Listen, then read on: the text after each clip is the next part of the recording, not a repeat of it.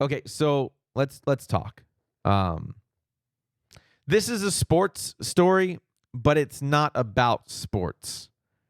This is an emotional story, but it's not about sadness. So I'd ask that you just stick around the whole time if you're listening, and I'll share with you something that I've not shared before. The whole arch. I was thinking about this a lot over the last couple of days, and between a lot of people asking, we have a lot of new friends and family that have joined the Waddle Gang. They may not know my whole story. Most don't. And we have some older folks that have come back. They know the old stuff and not the in-between. So I figured tonight was a good night.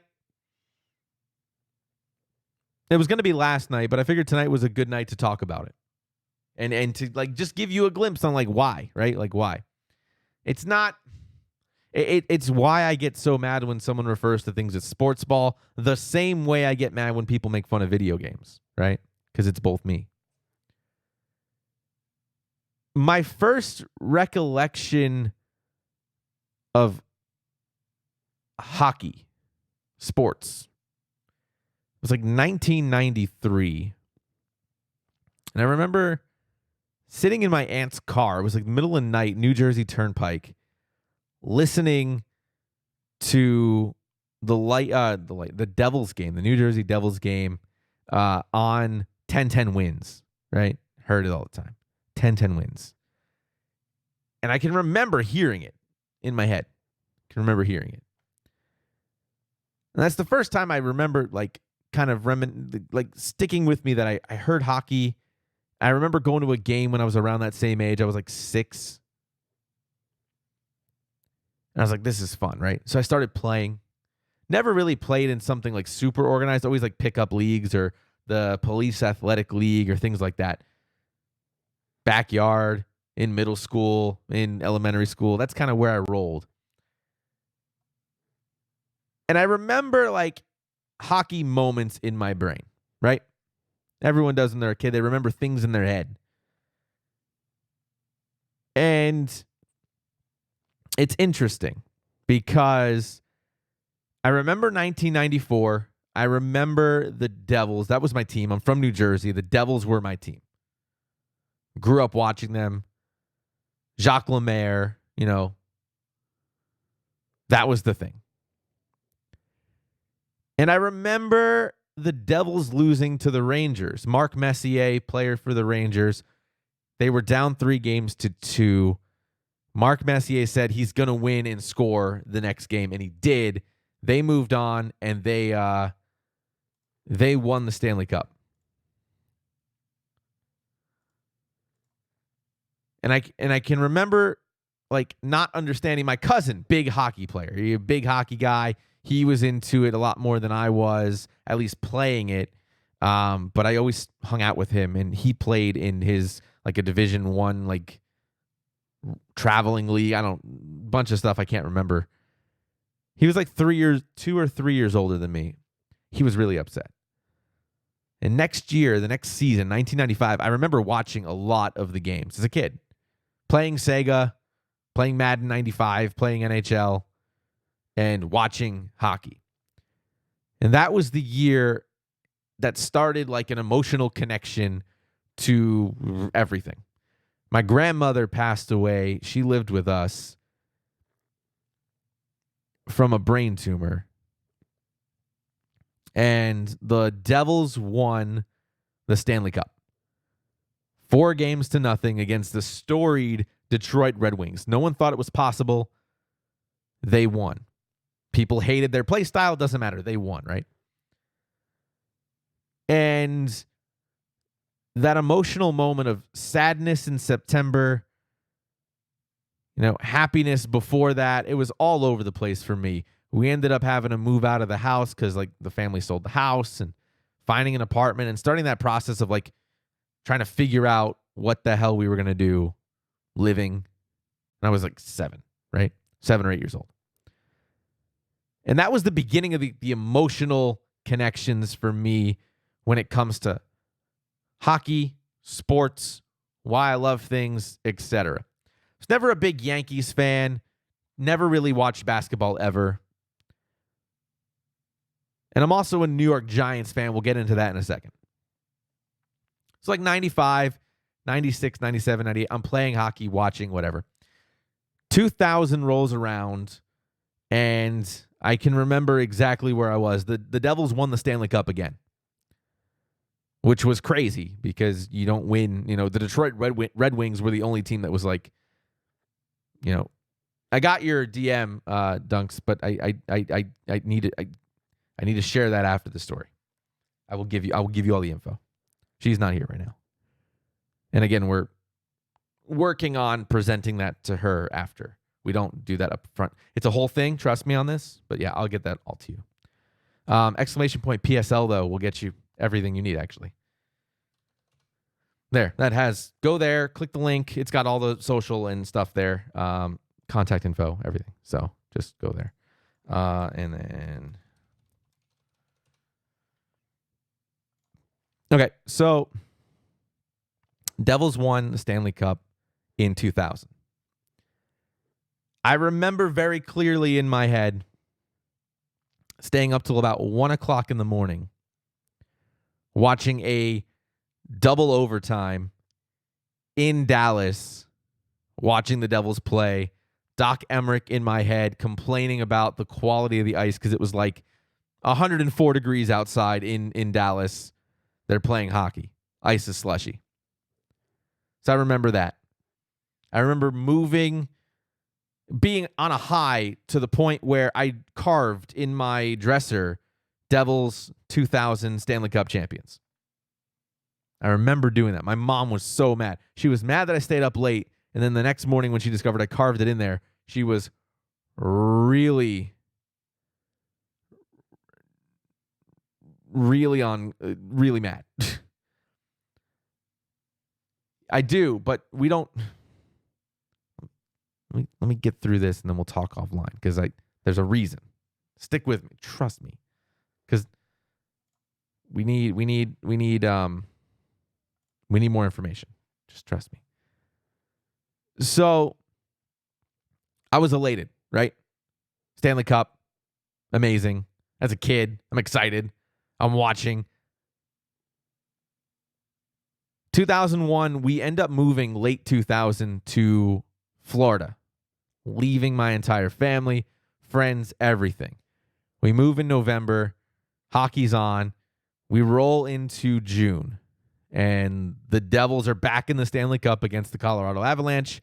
I remember that series. I remember exactly where I was sitting in an apartment in Gainesville, and the Devils lose Game 7. It was like heartbreaking, right? It was crazy. So, okay, sadness. I was already upset that I left everything I ever knew for 12 years. Sadness. 2002 rolls by, no big deal. 2003 rolls by, and it gets interesting again. I'm now in a new place in Florida. I'm in St. Petersburg, Florida, and the Devils win. I know exactly where I was when the Devils win again against the Mighty Ducks of Anaheim. I remember the weird Brodeur goal. I remember the fluke goals on the other side of the ice. I know all the stuff, right? The boos are warranted. But I'm in Tampa now, right? I'm in St. Pete. I was excited. That year, I went to a couple of games in Tampa at the Ice Palace, St. Pete Times Forum. I'd start buying tickets to go to the games. I wanted to go to the Devils games, so I'd buy like a 10-pack and go to the 3 or 2, however many Devils games would be around that time, and then pick up a couple other games along the way. My brother and I would go.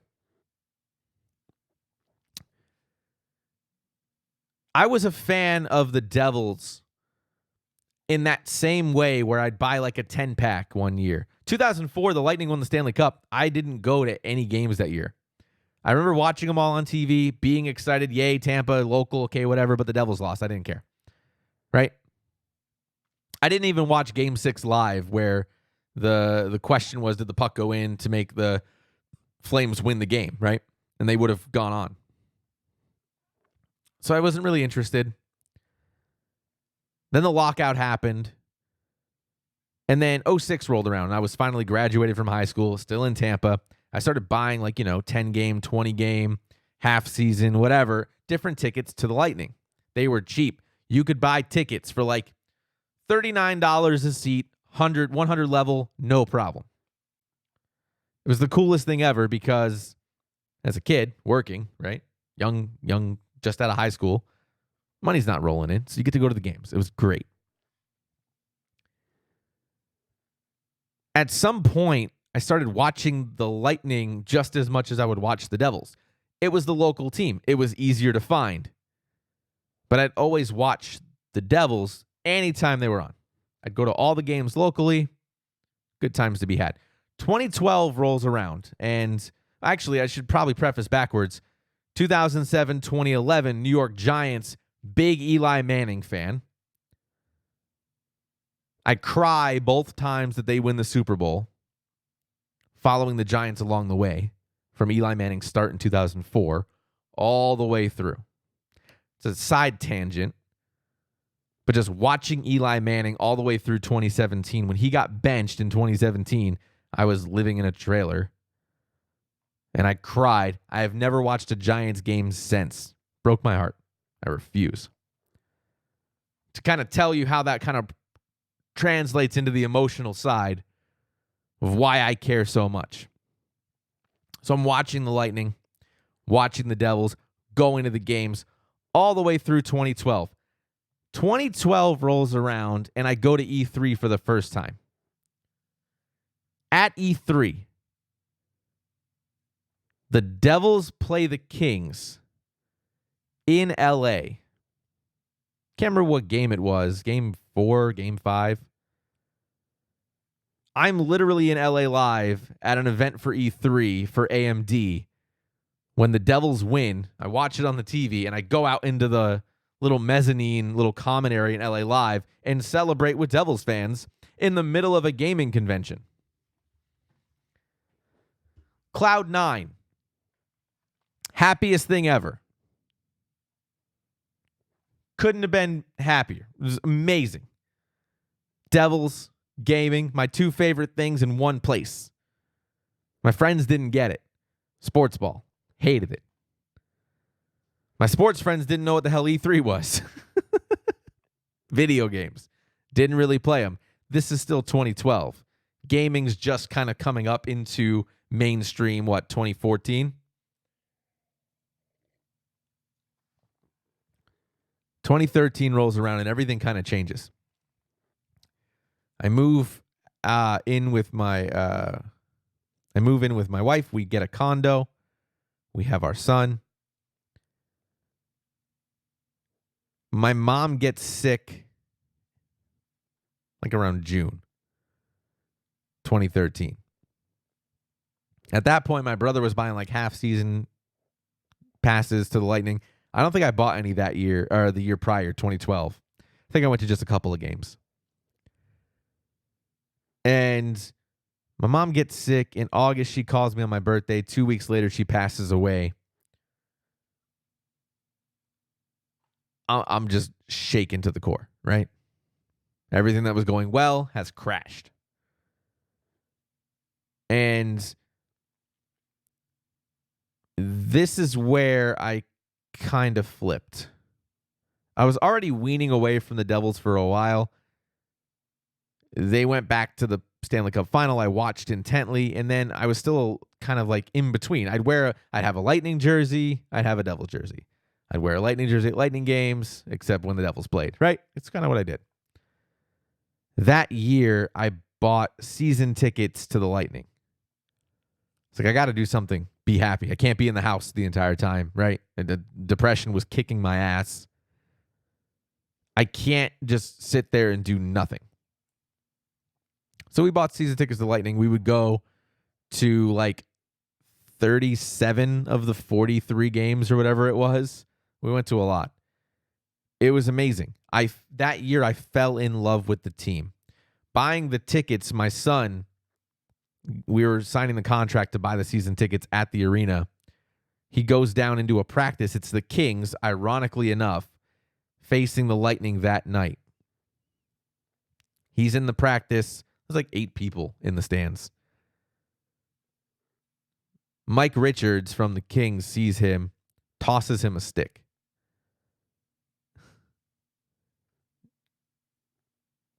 And then Jonathan Quick tosses him a puck as he's watching the game. And it was that day it kind of clicked. I'm like, okay, I guess we're Lightning fans now. And I kind of took that route and became hardcore Lightning. I caught the bug. I wanted to love hockey again. I wanted to support my team in totality, my local team. So I migrated. It took a while, but we migrated into becoming Lightning fans. And they made it all the way to the playoffs. That was the same year Marty St. Louis left the team. Ryan Callahan joined the team. Anton Strawman joined the team. Ben Bishop joined the team. The core of what was going to be the Steve Yzerman run Tampa Bay Lightning was here. Started to become a thing. Stamkos and Hedman in, 08-09, kind of migrating the team into a core. Jeff Vinnick buys the team in 2009, starts putting the pieces together. 2013 rolls around, and we're in a position to actually, play good hockey. They get crushed in the playoffs in the first round by the Montreal Canadiens. It was brutal. Brutal. And it was very much correlated to what was happening in my real life. They got swept in the first round. There was a lot of trials and tribulations with my family, with my mom passing, with my wife, with work. Things just weren't going right. And it was brutal. It was brutal. And then something great happened. My wife's pregnant with my second son.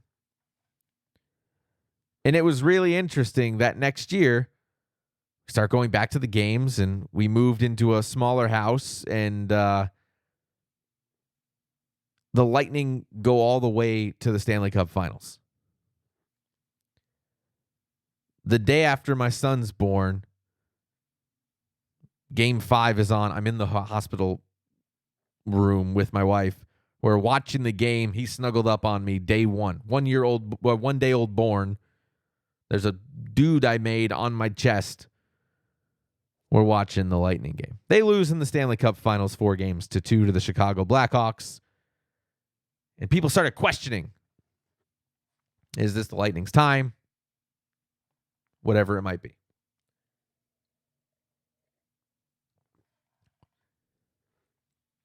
If you don't know where we're going here, it gets sadder for a while.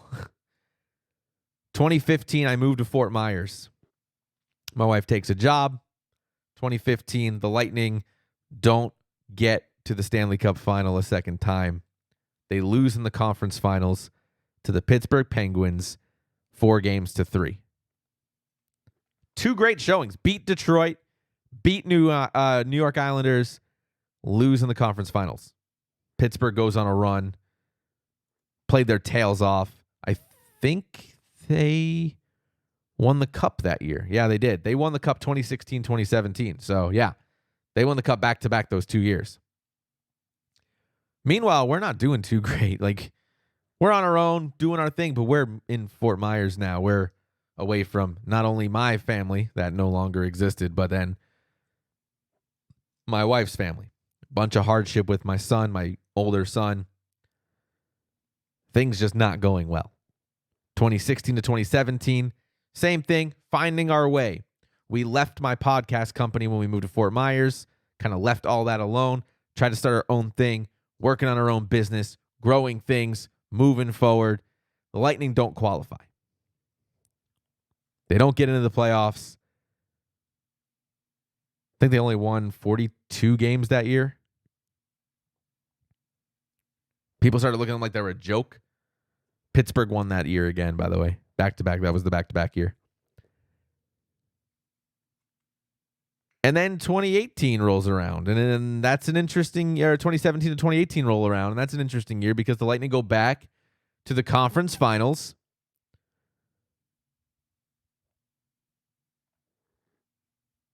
And this is the same year that we start buying our house.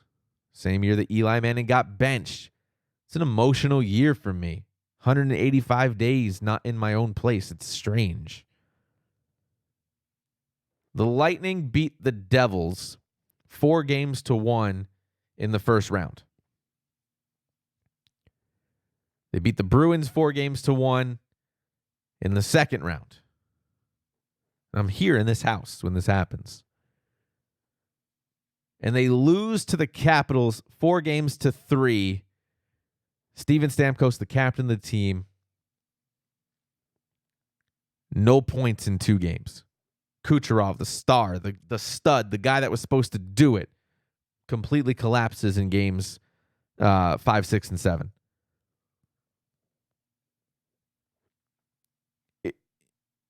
Internally in the home, we're trying to figure things out and put the pieces together, and I'm just like looking for some glimmer of hope. I'm an emotional person.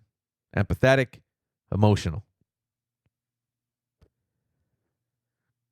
For them to get that close again to the conference finals, don't get to the Stanley Cup finals, don't get to compete. I'm like, man, maybe this team didn't have it. Everyone starts to doubt that, right? It's like, man, you got close, but you dried up. You dried up. What happened? You got hot too early? Like, Capitals win that year. Alexander Ovechkin gets his cup. Makes sense. Kind of makes sense. So the next year rolls around. This is just last year. I mean, last year, a year ago, because this past Stanley Cup playoffs ended, took a whole year to finish a whole season of hockey. It's crazy. This past year, the Lightning go on and run the table. President's Trophy, the best team in the NHL on points. They've won the most points in the regular season. Everyone they said this is the year. They have a ton of talent, a ton of speed, a ton of grit. They can do this. And they get swept in the first round to the Columbus Blue Jackets in a series that broke me to pieces. I don't know how you get there and play the way you do. It was like there was no urgency. It was like they got too hot too fast. They got a lot of injuries in the second half of the season. They come back from the All-Star break, which was, by the way, in Tampa. That was the year before, wasn't it? It was. But they come back from the All-Star break. They got injuries. They start losing games. I'm like, this is the skid. This is the skid. It's not going to go well. They lose 4-0. You don't get swept in the first round as a President's Trophy winner. It's like, this is insane. They get swept. I find myself questioning things. I really do. Trying to figure out the pieces of my own life and tie it to like looking for reasons, looking for answers, looking for silver lining. Call me crazy. I don't care. But they get crushed in the first round. Everybody here locally starts turning their back on the team. They're chokers. They can't get the job done. It took them 5 years to get here. They can't get the job done.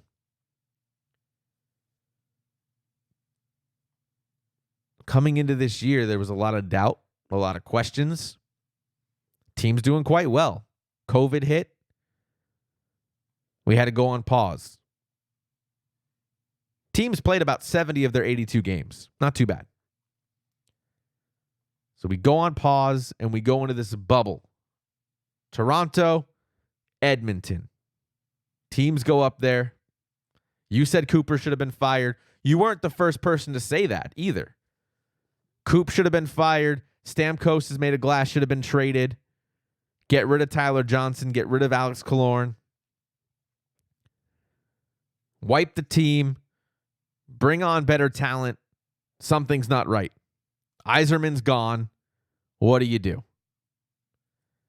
So you go to the bubble with the team you had. You stayed the course, and they sign a couple of people. Kevin Shattenkirk, bought out from the Rangers. Rangers said, we don't want you. Goodbye. Lightning picked him up. Barclay Goodrow from the San Jose Sharks. Pat Maroon from the St. Louis Blues, who won the Cup the year before when the Lightning got swept. Come into this year in the bubble, 65 days away from their friends and family. In an isolation bubble. Playing hockey. And they faced the Columbus Blue Jackets in the first round and beat them handedly 4-1. The first game went to 5 overtimes. We were live in that 5th overtime. I have the clip. 6 hours of hockey were played. They won that game and went on to win the round. Second round, Boston Bruins. Lost in the conference finals to them in 2011. Beat them 4-1. This is without Steven Stamkos. New York Islanders. Go Bruins. New York Islanders. Conference finals. They beat them 4-2. This was supposed to be the Islanders' year. And you get back to the Cup finals. Steven Stamkos plays for 2 shifts, 4 minutes and 27 seconds. 1 shot, 1 goal. They win the Stanley Cup 4-2. They won Monday night.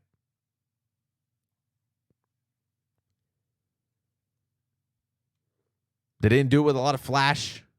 They did it with a lot of grit, a lot of determination, and with pretty much the same exact team they had from the 2 years prior. Same coaching staff, same core players.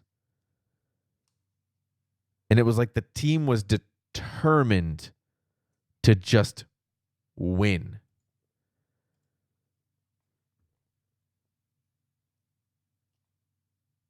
And for me, it's just an emotional tie. It's deeper than hockey. It's the story of a group of people. Couple come and couple go.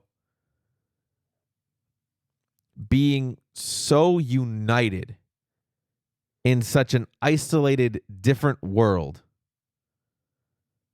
To be able to win a championship that everybody doubted them for. Everybody. They were counted out. They were shit on. And they come back and do it. They got home yesterday, took open Tampa trolleys all the way down to the arena, had some time with their friends and family in the arena, did a boat parade today, are in Raymond James Stadium where the Buccaneers play right now, having a celebration for the past 5 hours. A redemption story.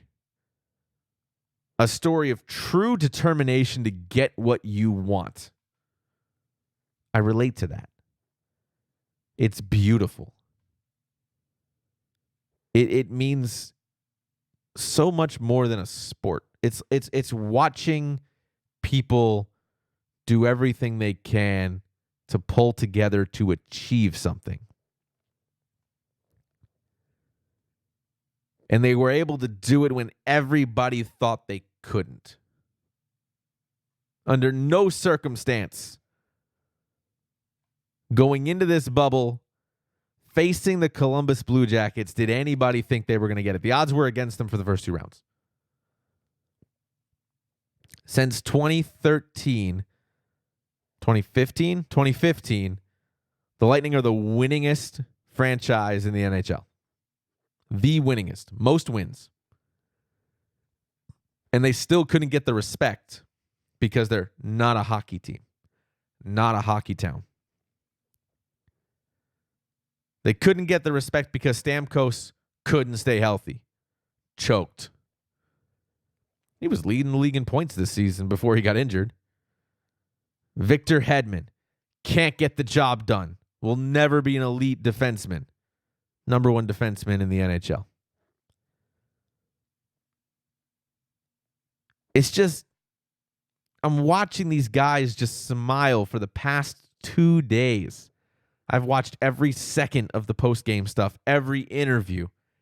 It's everything. And I look for life lessons. I look for the learning. The learning to me is that you can actually do what you want to do. You don't have to wait for permission. You can't sit back and let it happen and come to you. You have to go get it. You have to go do it. You have to go be it. It's the only way.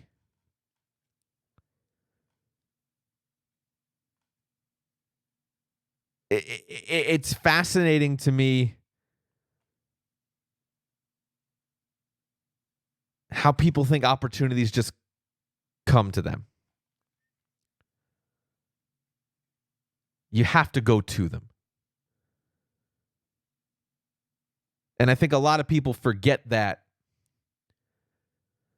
when they feel like they've been down and out or they've been punched in the face 100,000 times and they don't want to get back up and they don't want to keep going forward and they don't want to be and they don't want to fight because it's hard. And it is hard.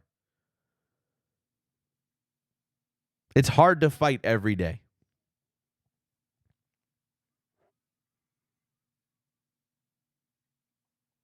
But for someone like me, who for 20 plus years watches 3 teams, really, I watch the Bucks casually, but between the Devils and now the Lightning, a story of a team that could never get it done, will never get it in. 2004 was a fluke. To do this, during this, there's just something to be said. And I hope that everybody has something like that in their life, that their life isn't just empty, where they can find something that they get excited for and they look forward to. My coworkers didn't get it. They're like, "Nick, do you really love?" I'm like, "I breathe it. I breathe it. I breathe it. It's me. I love it. I love the story. I love the behind the scenes. Like, it's why I call virtual hockey games. I love it. Not good player, but I love to watch it. I love to call it. I love to play it. And the story is honestly something that needs to be remembered. It's what motivates me. I look forward to it. Waddle Gang, I hope that it's the same for you.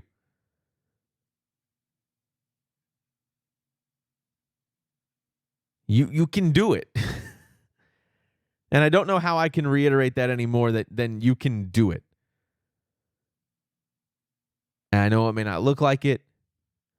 Maybe you're not looking at it right. I know it may not feel like it.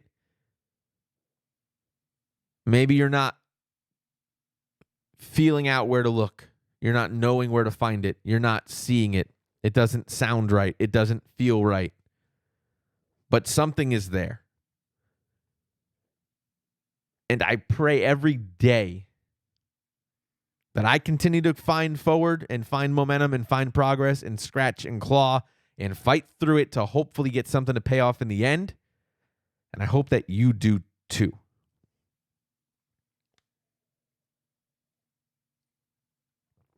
There's something to be said about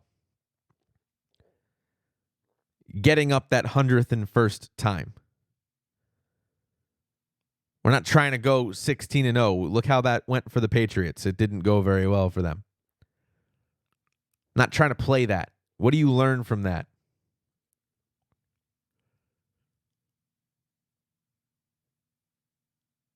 Instead, we're trying to go like 83-31.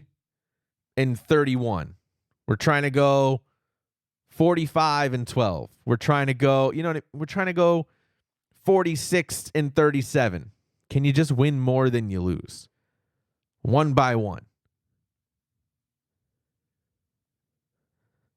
So I say that to say this. If you ever wondered why my love for hockey exists, this is why. It's a story. It's a story. There's humans behind it. There's tenacity that is shown. There's true drive that is witnessed and experienced when you watch it. It's more than just a sport. And if you wonder why I don't do other things when a sport like that is on, that's why. If you wonder why I probably love this more than almost anything else in life, that's why. So with that said, thank you. Thank you for supporting me. Thank you for being part of this crazy thing that we're doing on Twitch now that I still don't understand why and how and what we're doing. And thanks for just being you. And I hope that you continue to be you and continue to do whatever you want to do. And all I ask in return is your support and your authenticity. And I hope that I give you the same whenever I'm able to. And I hope that we together can find what we're looking for and can grow.